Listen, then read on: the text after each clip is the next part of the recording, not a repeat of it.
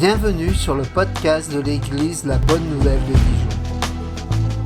Merci de nous suivre afin de plonger ensemble au cœur de la Bible et d'y découvrir le message que Dieu adresse à ceux qu'il aime. Nous serions heureux de vous rencontrer un dimanche au 8B rue Jules Viol à Dijon. Bonne écoute.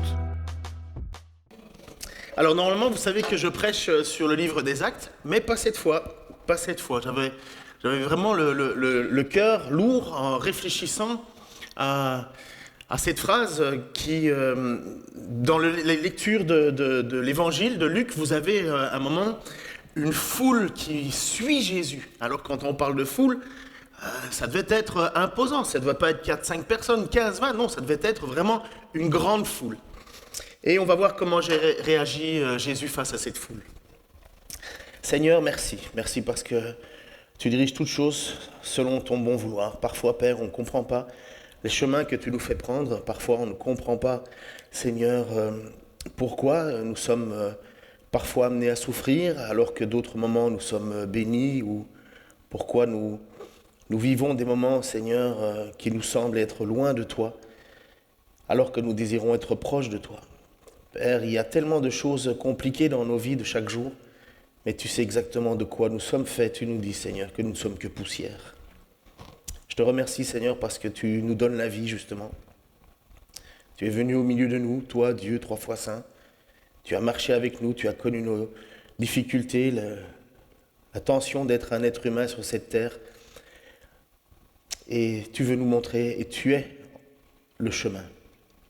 Apprends-nous, Seigneur, à ne pas marcher dans le chemin large, mais dans le chemin étroit pour la gloire de ton nom et pour le cadeau magnifique que tu nous offres, Seigneur, au final. Amen. Donc Jésus attirait énormément de foule quand il passait à Jérusalem. C'était même un problème au début parce que lorsqu'il a fait, par exemple, le premier miracle, quand on lit dans l'évangile de Marc, un des premiers miracles où il guérit, alors je ne sais plus si c'était un lépreux ou si c'était un aveugle, il dit « mais tais-toi, ne le dis à personne ». Et le texte, en fait, nous explique que parce que, justement, cet homme a désobéi, une foule entière était là. Et à cause de cela, le texte nous dit, à cause de cela, Jésus ne pouvait plus rentrer dans les villes. Parce que ça devenait vite la cohue. Vous avez déjà regardé un petit peu ces vidéos lorsqu'il y a les Boxing Day aux États-Unis ou le Black Friday aux États-Unis, le vendredi noir, pour ceux qui ne parlent pas anglais.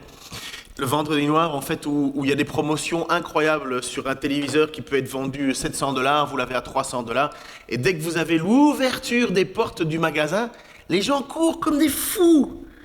Et il n'y a pas qu'aux États-Unis, il y a eu la même chose un jour au Lidl avec des pots de Nutella. Des pots de Nutella. Donc vous imaginez que la nature de l'homme, c'est dès qu'il y a une petite occasion, un petit truc, hop, on court. Et à l'époque, c'était pareil.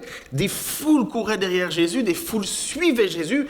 Pourquoi ? Parce que Jésus, on n'arrivait pas trop à définir qui il était. C'était un personnage étonnant, surprenant. Même Jésus va poser la question à ses disciples. Mais qui dites-vous que je suis ?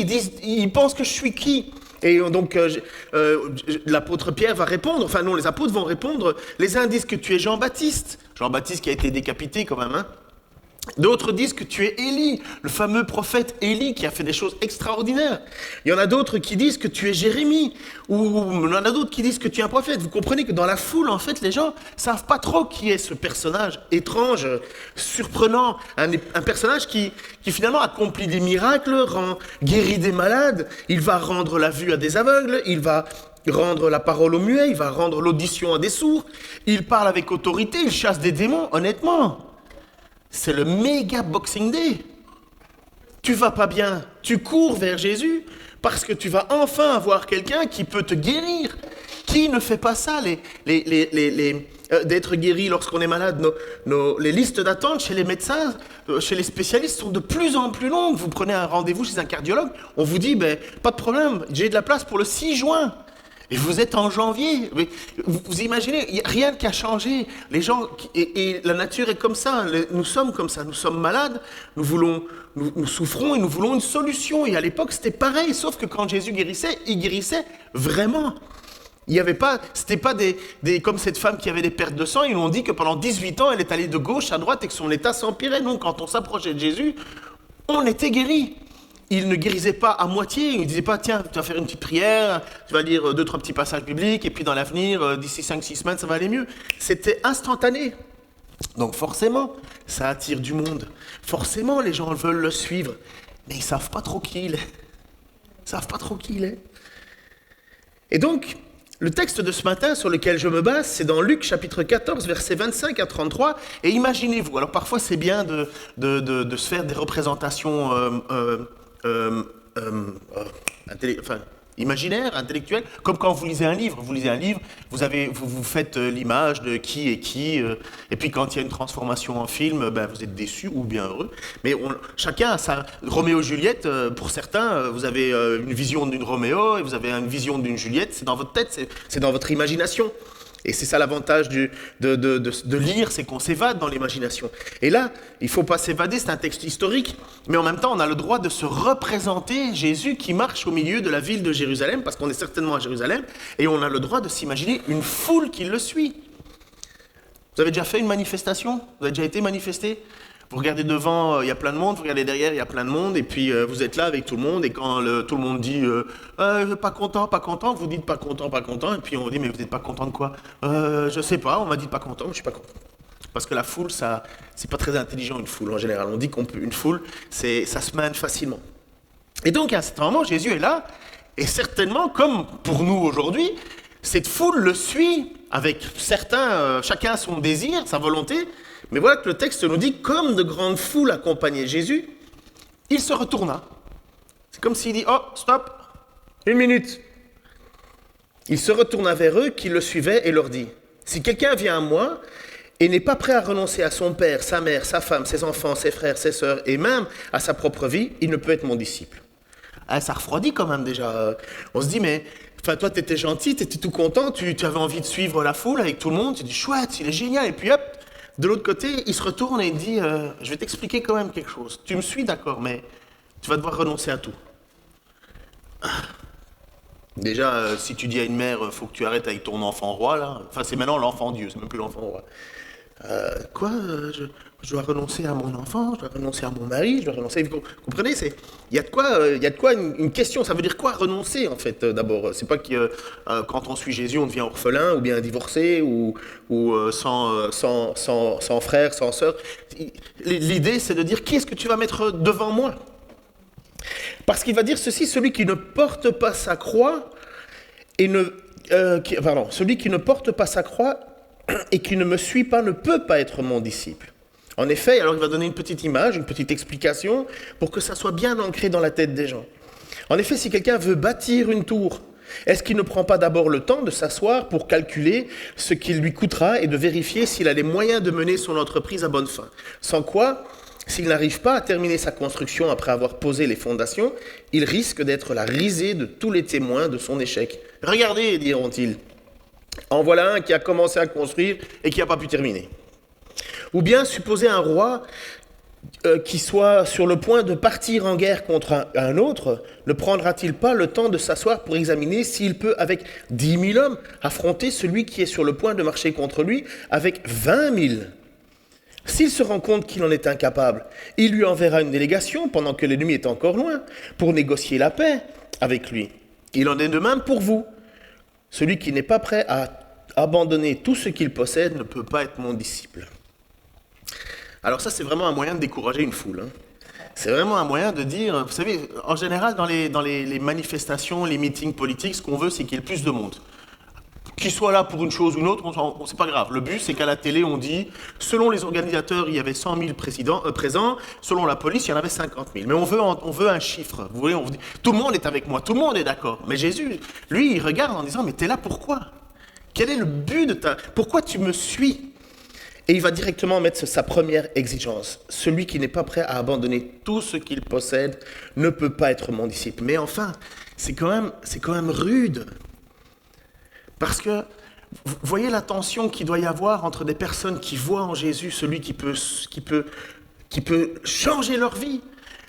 quelqu'un qui est malade, constamment malade, vous savez, c'est pénible de vivre dans la maladie, c'est pénible de vivre avec un dos qui fait mal, avec une tête qui fait mal, avec des jambes qui ne te soutiennent plus, avec peu importe, ou si tu ne vois pas, ou tu n'entends pas, ou tu ne parles pas, c'est dur cette vie-là.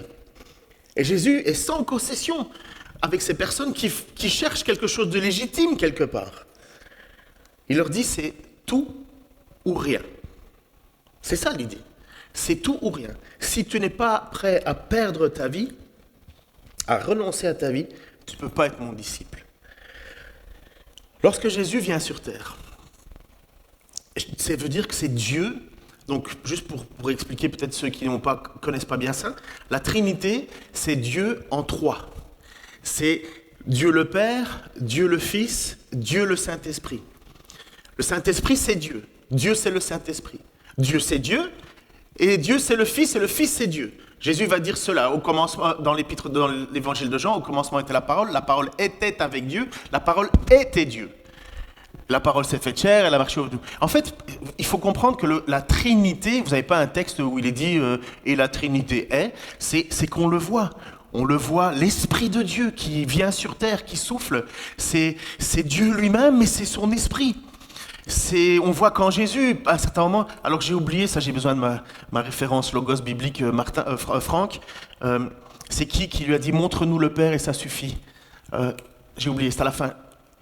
Thomas, c'est Thomas? Non, je pense que c'est un autre. Thomas, c'est celui qui a douté, mais c'est un autre. Je crois que c'est... Enfin bref, on n'est pas loin. Il était à côté. Et à ce moment, il va lui dire, mais montre-nous le Père et ça suffit. Parce que Thomas n'était pas là ce jour-là. Et Jésus va lui répondre, ça fait si longtemps que je suis avec toi et tu ne m'as pas encore reconnu. Ne veux-tu pas savoir que je suis dans le Père et que le Père est en moi? Donc Jésus est Dieu. Alors imaginez que vous avez Dieu qui marche sur terre. C'est ça l'incarnation, c'est ça le cadeau, la grâce qui est faite, qu'on a fêté à travers Noël. C'est Dieu qui vient au milieu des hommes. Et lorsqu'il vient au milieu des hommes, cette création, il vient pour offrir un cadeau inimaginable, impensable. Il vient offrir le pardon. C'est quoi le pardon? Le pardon, c'est qu'on est éloigné de Dieu. On est écarté, il n'y a pas un seul qui fait la volonté de Dieu, pas un seul qui accomplit ce que Dieu attend. Personne, même avec la meilleure volonté du monde, même avec les meilleures disciplines du monde, même avec la plus grande piété, on n'arrive pas à atteindre l'exigence de Dieu, parce que l'exigence de Dieu est trop haute, ça vient de Dieu. Qui pourra dire le jour de sa mort, et qu'on entend souvent autour de nous, le jour de ma mort, je serai dans les nuages, libéré de mes tourments, sans se poser la question aussi simple que « est-ce que je le mérite ?» Qui pourrait dire devant le trône de Dieu « j'ai accompli tout ce que tu as exigé, je n'ai jamais cédé à la tentation, je n'ai jamais été influencé par ce monde, et je n'ai jamais, jamais le diable n'a eu d'influence sur moi, tu peux me croire, je suis innocent de tout péché. » Qui peut dire ça devant le trône de Dieu? Personne, incapable. Et pourquoi Dieu vient au milieu de ce monde qui est pourtant pécheur? Pourquoi Dieu décide de marcher au milieu de nous? Parce qu'il veut qu'on le suive. Mais quand la foule le suit, il leur demande, mais pourquoi vous me suivez? Parce qu'avec Jésus, avec Dieu, c'est tout ou rien. Le cadeau de Dieu prend alors ici tout son sens quand on comprend que nous avons droit à rien, mais que Dieu veut nous offrir tout. Et que nous allons rendre des comptes, moi, vous, la terre entière, on va rendre des comptes. Et si on fait une toute petite pause d'1 minute, déjà si on devait rendre compte pour toutes les choses qu'on a fait juste la semaine passée, enfin, la semaine qui vient de se finir, ou qui va se finir, on est le premier jour de la semaine, ou le dernier jour, le premier jour de la semaine, c'est le dimanche, bref. Et donc, rien que la semaine qui est passée, est-ce qu'on dit, voilà, si Dieu ouvre le livre de ma vie, de tout ce qui s'est passé, est-ce que je serais content? D'abord pour le mal que j'ai fait, mais aussi pour le bien que je n'ai pas fait. Et Jésus va nous dire en Matthieu 12, 36, que normalement vous allez lire dans la suite biblique, je vous encourage. Or, je vous le déclare, au jour du jugement, les hommes rendront compte de toute parole sans fondement qu'ils auront prononcée. C'est pour ça que Jésus se tourne vers cette foule en disant « Mais t'es là pourquoi ?» Parce qu'il y a un moment, tu vas rendre compte pour tout ce que tu n'as pas fait. Ce jour grand et redoutable, puisque c'est ça comme ça qu'il est précisé à travers toute l'Écriture, ce jour grand et redoutable, ce jour du jugement, où Jésus va se tenir à la droite de Dieu et fera le tri. Il fera le tri entre ceux qui sont justifiés, ça veut dire rendus justes, et ceux qui sont écartés, ça veut dire qu'ils n'ont pas suivi comme il fallait. Jésus nous donne la clé. Jésus nous donne la clé. Celui qui veut me suivre doit renoncer. Si quelqu'un vient à moi et n'est pas prêt à renoncer à son père, sa mère, sa femme, ses enfants, ses frères, ses sœurs, et même à sa propre vie, il ne peut pas être mon disciple. Ça veut dire, pas disciple de Jésus, ça veut dire écarté. Ça veut dire pas inclus. Tu ne peux pas être mon disciple si tu préfères ta femme, si tu préfères ton mari, si tu préfères tes enfants, si tu préfères ta vie. Tu ne peux pas être mon disciple. Ça veut dire qu'au jour du jugement, lorsque Jésus va faire le tri, il va dire « Tu n'es pas mon disciple. Je n'avais pas la première place. » C'est un jour grand et redoutable, mais que normalement, nous n'avons pas à craindre. Normalement. Au chapitre 12 du livre de l'Apocalypse, alors c'est un livre compliqué pour l'Apocalypse. En fait, c'est compliqué parce qu'on n'arrive pas trop à savoir si on est dans le déjà ou le pas encore. Et il y a un texte qui, à partir du chapitre 12, va nous parler d'une situation. Alors certains pensent qu'on est en ce moment dans cette situation et d'autres pensent que cette situation, c'est pour le futur. C'est un jugement qui va arriver et d'autres pensent que le jugement est déjà en cours. Pour ceux qui aiment bien la théologie, je parle de ceux qui sont pré-millénaristes et ceux qui sont millénaristes. Ça va, je vais pas vous perdre. Il y a les amillénaristes et les pré-millénaristes, pardon. Je ne vais pas partir là-dedans, ça va être long et dans 2 semaines, je ne suis plus là. Mais ce texte nous parle qu'il y a une lutte qui existe entre les êtres humains et le diable. Nous avons l'apôtre Jean, puisque c'est lui qui a écrit le livre de l'Apocalypse, qui se trouve dans les lieux très saints, enlevé dans les cieux. Et il entend des prophéties il entend des paroles qu'il va mettre en écriture parce qu'on lui demande d'écrire ce qu'il a vu et on lui demande de ne pas écrire certaines choses. Mais voilà qu'au chapitre 12, versets 10 et 12, Jean nous dit ce qui se passe. Il nous écrit de ce qu'il entend dans les cieux. Puis j'entendis dans le ciel une voix puissante qui disait « Le temps du salut est arrivé. Maintenant notre Dieu a manifesté sa puissance. Il a instauré son royaume. Maintenant son Messie a pris l'autorité en main. Car l'accusateur de nos frères, celui qui jour et nuit les a accusés devant Dieu, a été jeté hors du ciel. Mais eux, ils l'ont vaincu grâce au sacrifice de l'agneau et grâce au témoignage qu'ils ont rendu pour lui, car ils n'ont pas aimé leur vie jusqu'à redouter de mourir. Réjouis-toi donc, ô ciel, et vous qui habitez au ciel, et réjouissez-vous. Mais malheur à la terre et à la mer, le diable est descendu vers vous, rempli de rage, car il sait qu'il ne lui reste que très peu de temps. Comment est-ce qu'ils ont vaincu ces gens qui sont là dans le ciel? Comment ils ont fait? Est-ce qu'ils sont super puissants? Non, le texte nous dit, mais eux, ils ont vaincu, comment? Grâce au sacrifice de l'agneau. Donc ce n'est pas leur propre force qui a fait qu'ils ont vaincu, c'est parce qu'ils ont vaincu grâce au sacrifice de l'agneau. Mais comment alors on peut vaincre alors que la grâce du sacrifice de l'agneau existe? Comment on peut ne pas vaincre? Comment on peut passer à côté alors que le sacrifice est là? Mais eux, ils ont vaincu grâce au sacrifice de l'agneau. Mais la suite, voilà, elle est là. Et grâce au témoignage qu'ils ont rendu pour lui, car ils n'ont pas aimé leur vie jusqu'à redouter de mourir. Exactement les paroles. Là, on est dans le ciel. On a Jésus qui est glorifié, qui a repris sa place à côté de Dieu, à la droite de Dieu. Il est venu au milieu de nous, il a marché au milieu de nous, il nous a parlé, il nous a avertis, et voilà qu'il est de nouveau maintenant dans les lieux célestes, il reprend sa place, il enseigne, alors directement ou par l'intermédiaire d'un ange, c'est jamais clair dans l'Apocalypse, mais il enseigne à Jean, et il dit, mon peuple, c'est ceux qui ont vaincu grâce Ça, c'est ce que Jésus a fait. Mais voilà la suite. Et grâce au témoignage qu'ils ont rendu pour lui, car ils n'ont pas aimé leur vie. Et qu'est-ce que Jésus a dit? Vous ne pouvez pas être mes disciples si vous aimez votre vie. Vous ne pouvez pas. Et dans le texte de l'Apocalypse, nous voyons qu'il y a une lutte féroce. Il y a le diable qui est précipité sur la terre. Seuls ceux qui ont vaincu grâce à la grâce en Jésus-Christ vont s'en sortir. Mais ça c'est l'action de Dieu, ça c'est ce que Dieu a fait. Mais qu'est-ce qu'il y a de l'autre côté? Quelle est la responsabilité des hommes? Et ça fait plusieurs dimanches qu'on en parle. Il y a eux qui ont dit, c'est Dieu en premier. Le diable, l'influence de ce monde et le moi, c'est ça qui doit être combattu. Voilà ce qui doit être vaincu. Et ça, on peut y arriver par la grâce. Parce que,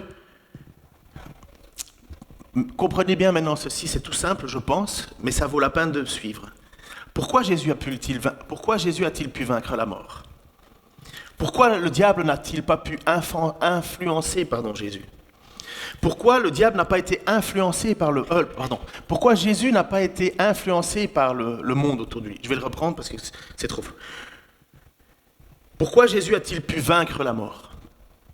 Pourquoi le diable n'a-t-il pas pu influencer Jésus? Pourquoi Jésus n'a pas été influencé par le monde autour de lui? Martin nous l'a enseigné et je vais le relire. Philippiens 2, 6, 8.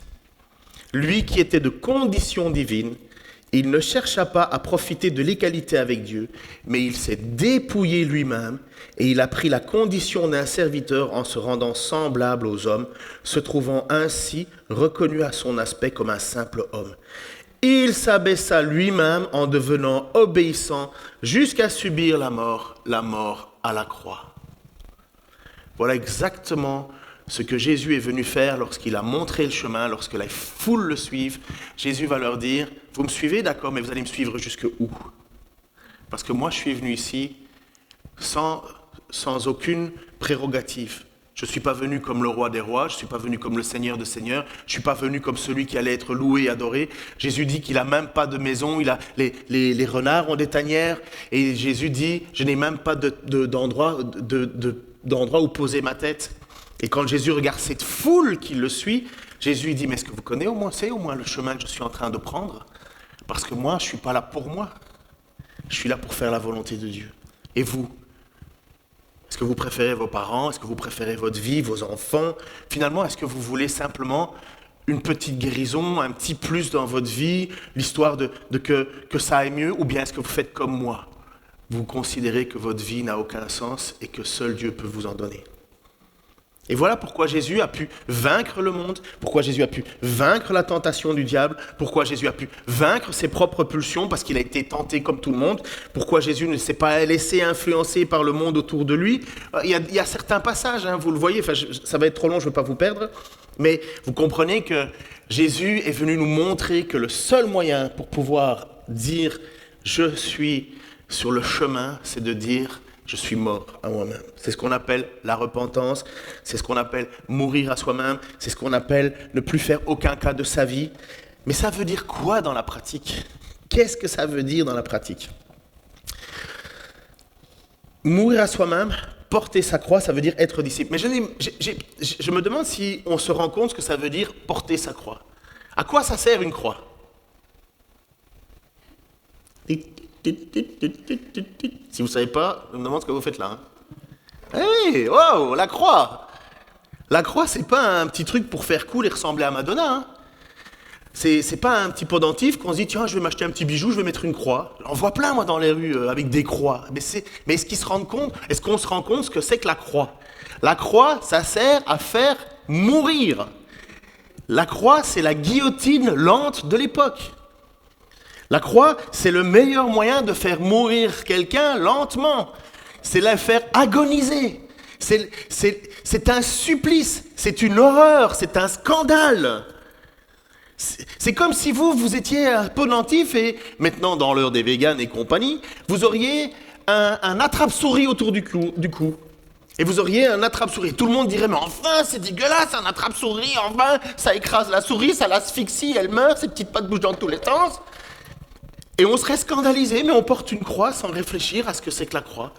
La croix, ça fait mourir les gens d'asphyxie, lentement mais sûrement. C'est une horreur. C'est le pire supplice qui peut exister au monde. Il n'y a pas pire. Même brûler, c'est plus rapide. Et on dit en général que la brûler, c'est fort, c'est puissant. Sauf que la brûlure, à un certain moment, c'est tellement intense que paf, ton cœur explose. Mais la croix, tu t'asphyxies lentement. Bref.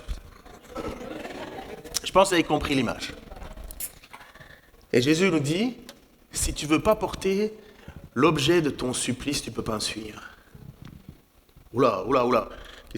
Si je ne peux pas porter l'objet de mon supplice, ça veut dire qu'en fait, si je ne veux pas porter la preuve que je suis prêt à mourir, même difficilement, je ne peux pas te suivre. Mais moi, c'est pas que j'avais prévu ça, moi.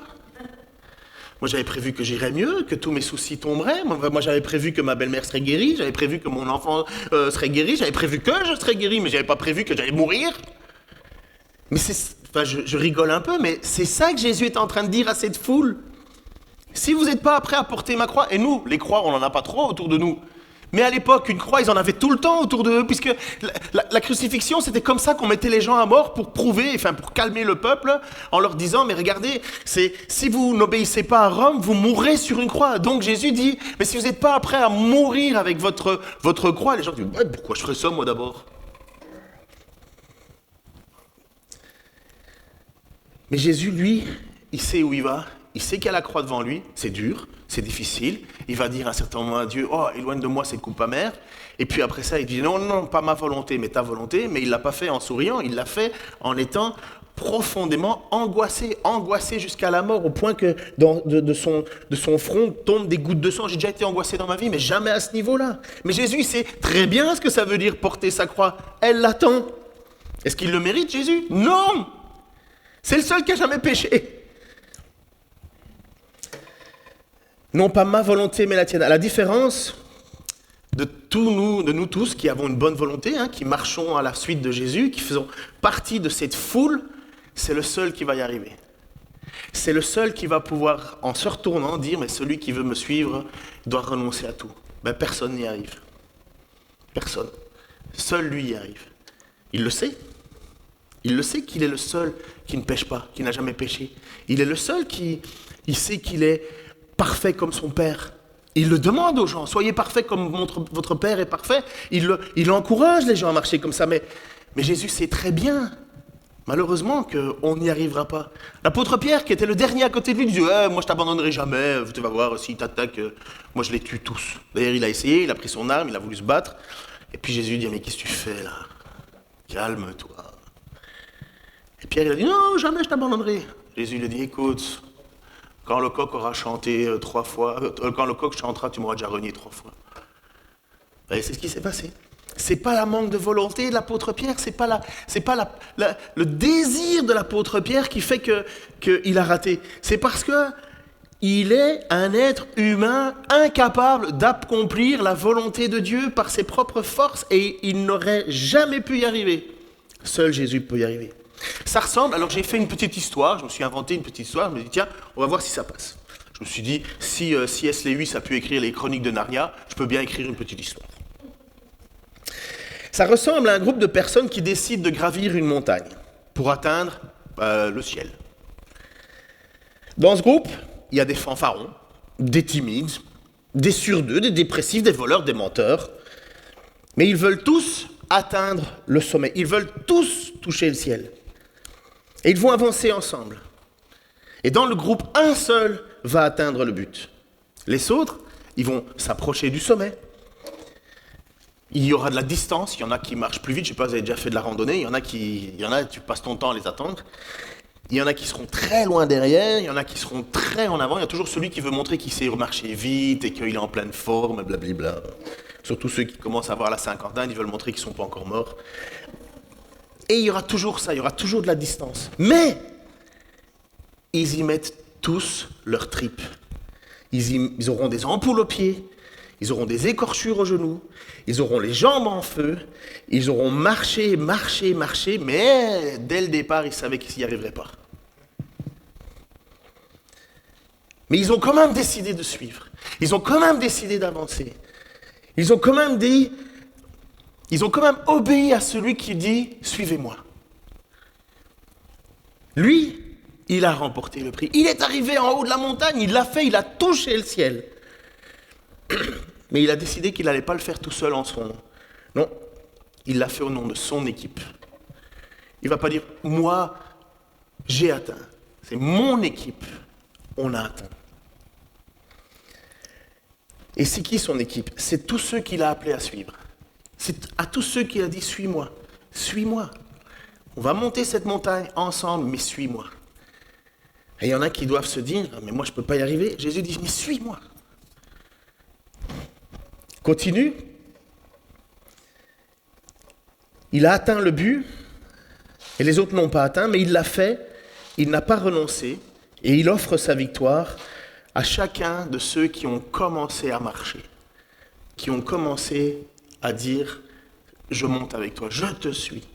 Oh, ça va être difficile, ça va me faire mal, mais je te suis. Et puis en bas, dans le campement, il y a ceux qui, dès le départ, ont dit oh, « on n'y arrivera jamais ». Pas la peine, je sais très bien que je ne vais pas y arriver. De toute façon, notre champion, lui, il va y arriver. Ah, on a un super champion, lui, c'est sûr, il va gagner. Eux, ils n'ont pas voulu porter leur croix. Eux, ils n'ont pas voulu abandonner tout pour marcher. Ils n'ont pas été des disciples. Ils ont juste été des spectateurs et ils n'ont pas participé à la victoire qu'ils pensaient parce qu'ils faisaient partie de l'équipe. Simplement parce qu'ils ont décidé de ne pas marcher. Voilà un qui place sa confiance d'une mauvaise façon.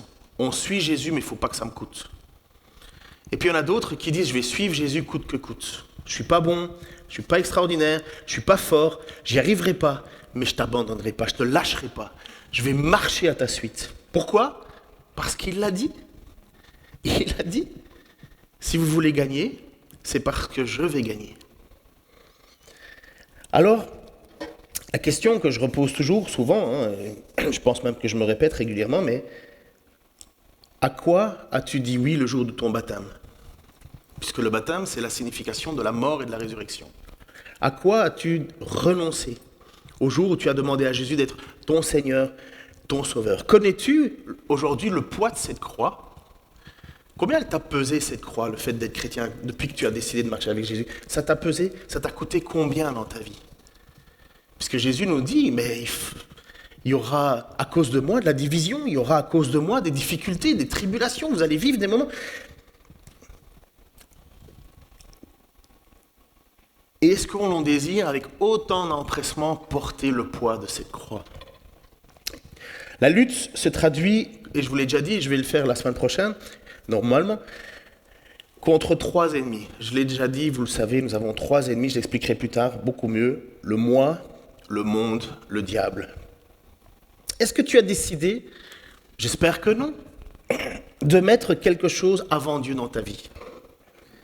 Jésus va par il va pas par 4 chemins. Lorsqu'il se retourne vers cette foule qui n'est pas opposée à Jésus, elle n'est pas contre lui.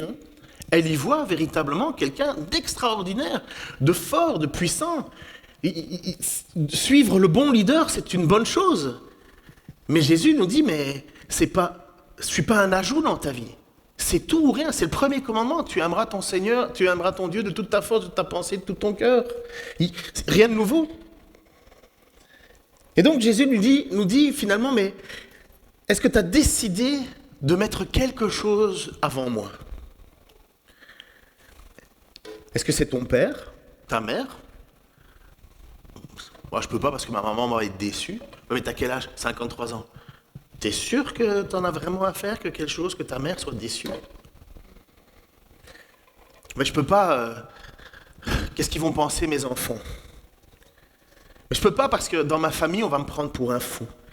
Je vais passer autour de moi, mes collègues, au travail. Non. Oh, ils vont me dire, mais bon, t'es chrétien, c'est quoi cette histoire-là? Et donc, toi, tu crois que l'abstinence avant le mariage, c'est une bonne chose? C'est pas que je considère que c'est une bonne ou une mauvaise chose, c'est ce que Dieu me demande. Oh, t'es bête, hein. Allez, sors avec nous. Mais non, je veux pas faire. Je sais très bien comment ça va finir. Et on passe pour un idiot. Et ça, c'est dans le monde occidental. Ça coûte pas très cher. Mais Jésus nous dit, il n'y a pas de demi-mesure. C'est radical, c'est vraiment radical. Soit, il va nous donner l'exemple de quelqu'un qui va construire une tour. Et il dit, bon, moi, ça c'est les résolutions du 1er janvier. Bon, moi, je vais me résoudre à. Et Jésus dit, c'est comme me suivre, c'est comme un homme qui dit, voilà, je vais commencer une tour, je vais commencer à mettre ma vie en ordre. Il commence à construire, il y a des fondations, il n'est pas sans rien faire, il le fait. Puis à un certain moment, il se dit, bon sang, il me manque ça, j'ai pas ci, j'ai pas ça. Et tout le monde autour de lui va lui dire, mais regarde, quel, entre guillemets, idiot, il a commencé un truc, il n'est même pas capable d'en finir. Et Jésus va utiliser ça comme exemple en disant, mais okay, c'est bien le commencement, mais la fin. C'est bien, tu as une bonne fondation, tu as bien commencé, mais la fin. Jésus fait comprendre que ce n'est pas le début qui compte, c'est la fin qui compte. Ça veut dire en fait que ça doit continuer à grandir, à grandir, à grandir. Jésus dit, non, tu ne peux pas être mon disciple avec cette attitude. Tu ne peux pas avoir cette pensée, tu ne peux pas faire de calcul avec moi. Tu ne peux pas décider d'en faire le minimum. C'est non, tu ne seras pas mon disciple. Ou bien tu pars en guerre, il va prendre un autre exemple. Tu ne pars pas en guerre avec 10 000 hommes contre 20 000. Enfin, tu ne fais pas ça.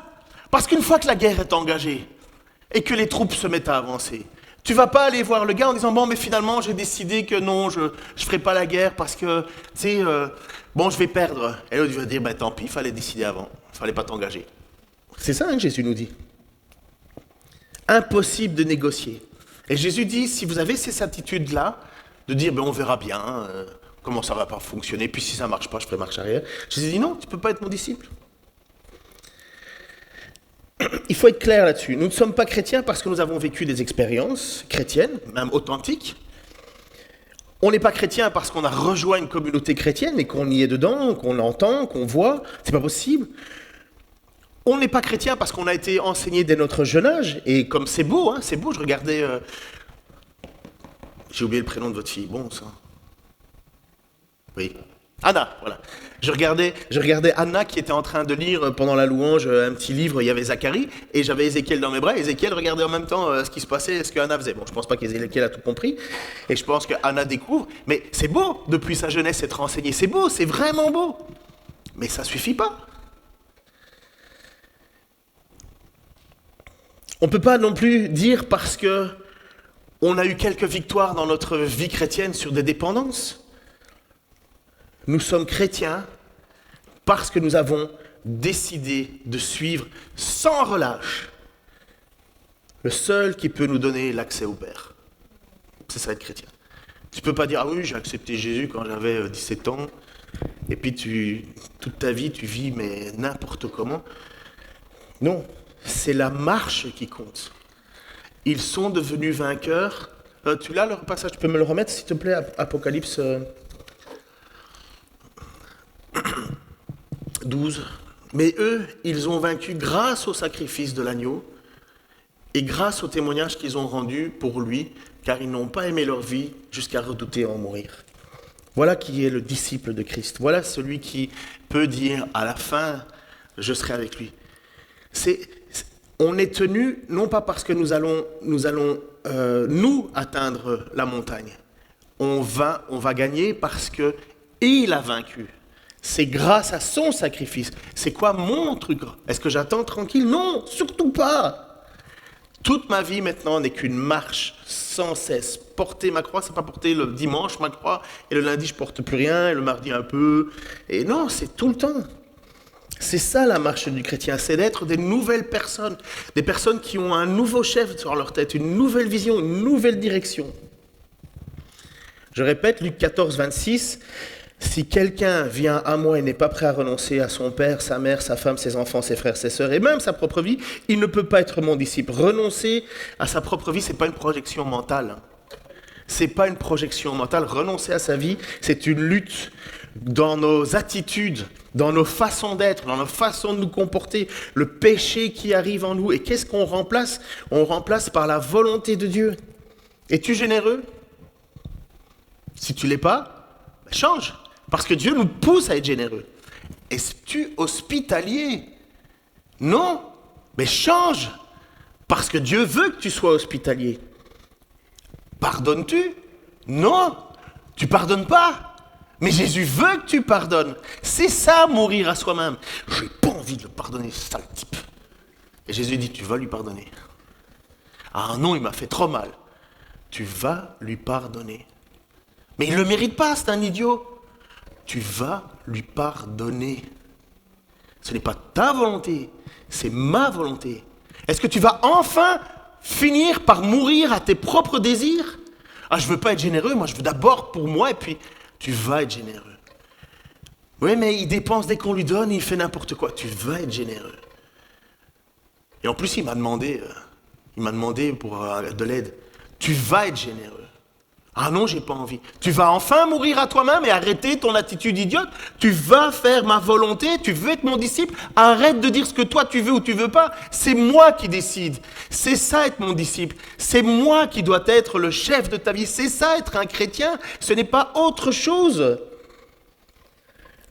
Est-ce que c'est clair? Que c'est ça, lutter contre soi. C'est lutter contre ce que l'on n'a pas envie, mais qu'on sait que Dieu veut. On est des foutus têtus, vous le savez, je le suis, vous l'êtes. Alors foutu, ça veut dire qu'on lutte contre son propre désir. On n'a pas envie de certaines choses. On lutte. Et savez ce qu'on devient dans ces moments-là? Un chrétien triste, aigri, cynique et malheureux. Parce qu'on sait très bien ce que Dieu veut, mais on ne le fait pas. Et Jésus dit, mais non, tu ne peux pas être mon disciple en disant que tu veux faire ce que tu veux, alors que moi, je t'ai dit que c'était ça que je voulais que tu fasses. Depuis toujours, malheureusement, l'Église lutte avec ce relâchement. Nous vivons dans cette idée que tout est déjà gagné. Certains, malheureusement, c'est triste, mais ils se disent, de toute façon, lui, il a gravi la montagne, c'est fait, il va faire les efforts. Moi, à la fin, je vais récolter les fruits. Tout ce qu'il faut, c'est que je sois poli avec maman, papa, que je sois gentil, quoi. Mais il ne faut pas me demander plus. Jésus dit non. Tu es pas prêt à mourir à toi-même? Tu as considéré que ta vie était plus... Et nous, on n'est même pas persécutés, hein, mes amis. On n'est même pas persécutés. Parfois, je suis étonné. Vous savez, je pars bientôt faire un voyage. Et j'ai des pasteurs qui me disent, et t'as pas peur pour ta vie? Mais dans ma tête, je me dis, mais si on me tue, je vais au ciel. Qu'est-ce que je vais risquer, gros? Qu'est-ce qu'il y a de mal? Ah, mais non, parce que tu sais, il faut, pour ta femme, tes enfants, tes si. Et Jésus me dit, mais si tu n'es pas prêt à renoncer à ta femme et tes enfants, et les gens me disent ça comme si c'était des sages. Oh, vous avez l'air sage. Ah oui, c'est sage, il faut éviter de passer pour un fou. Et Jésus te dit, il n'y a rien d'autre que moi. Tout le monde ne doit pas faire ce que je fais, hein, vous n'êtes pas tous appelés à faire ça. Mais si je dis, non, d'abord ma famille, mes enfants, Mais oh, qu'est-ce qu'il dit Jésus? Mais malheureusement, on est comme ça et on pense qu'on est sage. On pense qu'on est sage. On pense qu'on est sage parce qu'on dit, mais non, la sagesse, c'est qu'il faut d'abord faire ceci, faire cela. Non, Jésus dit, c'est tout. D'abord moi. Alors que des frères et des sœurs me disent cela, je peux le comprendre. Hein, on n'est pas... Mais quand un pasteur me dit ça, moi je me dis, j'aime pas ce que tu dis, mon ami. Parce que si toi tu parles comme ça, comment t'encourages ton église? Si toi tu parles comme ça, qu'est-ce que tu enseignes à ton église? Si Jésus dit qu'il faut être prêt à tout sacrifier, ça ne veut pas dire que quand tu fais ce choix-là, du jour au lendemain, tu n'as plus rien. Mais il dit, il faut être prêt. Il faut être prêt. Depuis toujours, l'Église lutte contre le relâchement. Nous vivons avec cette idée, comme je dis, que nous avons déjà tout gagné. Et malheureusement, à cause de ça, nous perdons le truc essentiel dans la vie d'un chrétien, la crainte de Dieu. La crainte de Dieu. La crainte de Dieu, c'est quelque chose d'essentiel. La crainte de Dieu, ce n'est pas l'idée de dire « Tiens, je vais encore recevoir une torgnole ce soir parce que... » Non, la crainte de Dieu, c'est le désir de toujours faire plaisir à Dieu. Mais nous avons un Dieu, et heureusement, et merci Yolande de l'avoir répété, je suis lent à la colère, riche en bonté. Mais ce n'est pas un Dieu dont on se moque. Et Jésus dit clairement là-bas, c'est tout ou rien, c'est tout ou rien.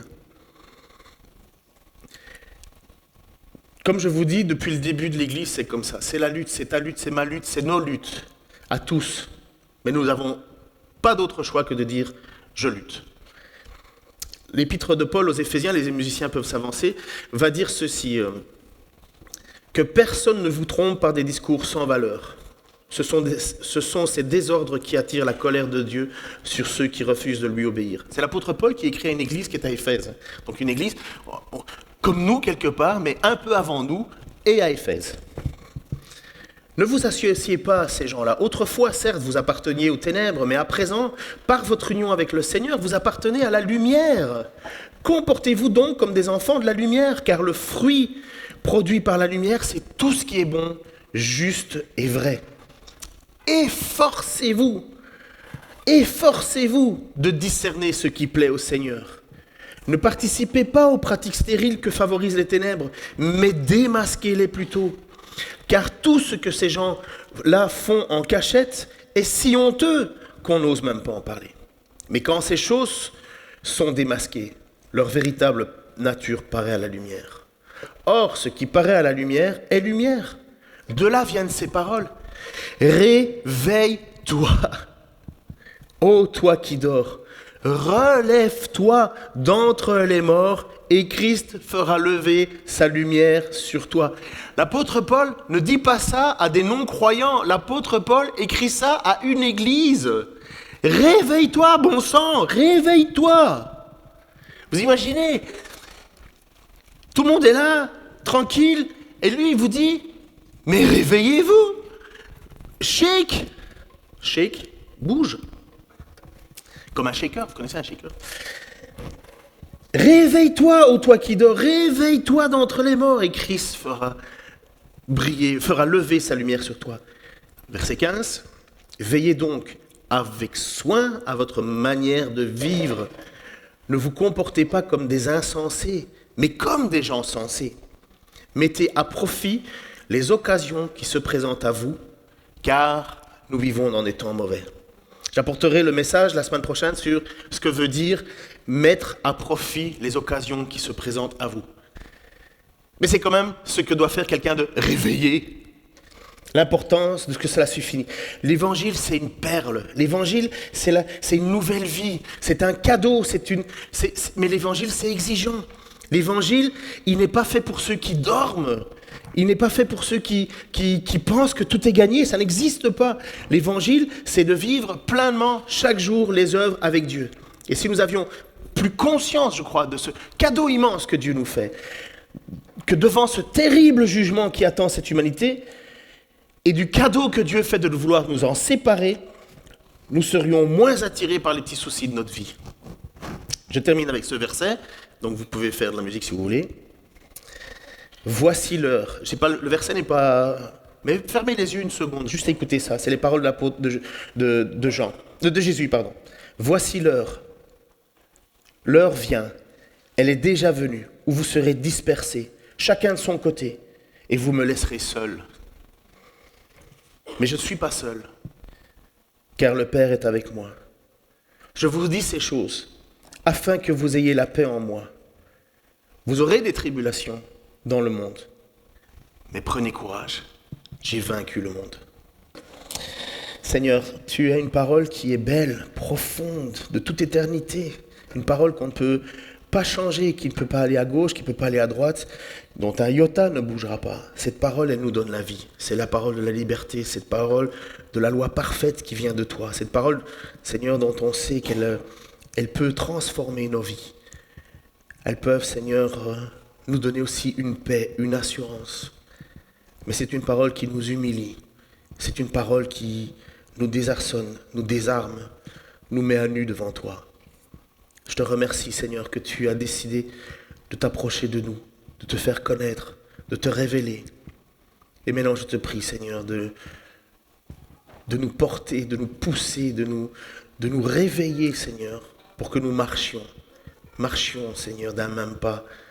Que nous marchions, Seigneur, ce chemin étroit que tu as décidé de tracer devant nous pour que nous puissions atteindre ton Père. Tu as tout accompli. Tu es le meilleur guide, le meilleur conseiller.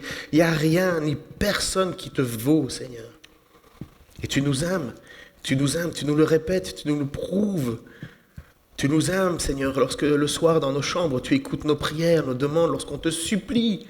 Tu n'as pas décidé de nous bouder, de nous tourner le dos, Seigneur. Tu nous aimes. Tu nous aimes parce que tu sais exactement de quoi nous sommes faits. Et tu nous aimes parce que ton Père, notre Dieu, nous a offert à toi. Et toi, tu as décidé de mourir pour nous. Un jour, nous serons dans les cieux. Un jour, nous serons sur la terre. Nous régnerons avec toi. Nous regarderons toutes les souffrances que nous avons vécues, toutes les difficultés, les frustrations. Et nous en rirons. Parce qu'il n'y a pas de commune mesure en ce que tu nous promets et les difficultés que l'on a ici. Oh, je te prie, Seigneur, que mes frères, mes sœurs, et moi en premier, on puisse saisir l'importance de ce cadeau que tu nous offres. Et que jamais, jamais, jamais nous ne mettons rien avant toi. Au nom de Jésus-Christ. Amen.